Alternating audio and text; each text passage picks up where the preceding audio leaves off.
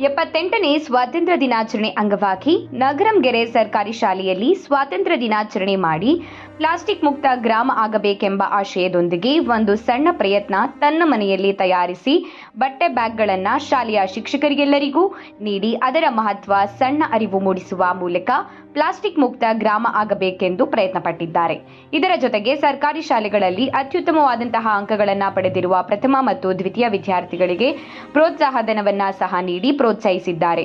ಕಳೆದ ವರ್ಷದಿಂದ ಇಂದಿನ ವರ್ಷದವರೆಗೆ ನಗರಂಗೆರೆ ಶಾಲೆಯ ಮುಖ್ಯ ಶಿಕ್ಷಕರು ನಾಗರಾಜ್, ಎಸ್ಟಿಎಂಸಿ ಅಧ್ಯಕ್ಷರಾದಂತಹ ಮಂಜುನಾಥ್ ಹಾಗೂ ಶಿಕ್ಷಕ ವೃಂದದವರು ಮತ್ತು ಬ್ಯಾಗ್ಗಳನ್ನು ವಿತರಿಸಿದ ಸಾಫ್ಟ್ವೇರ್ ಇಂಜಿನಿಯರ್ ತಿಪ್ಪೇಸ್ವಾಮಿ ಕೆಆರ್, ಊರಿನ ಗ್ರಾಮಸ್ಥರಾದ ಗೌಸ್ ಪಿಆರ್ ಇನ್ನಿತರು ಉಪಸ್ಥಿತರಿದ್ದರು.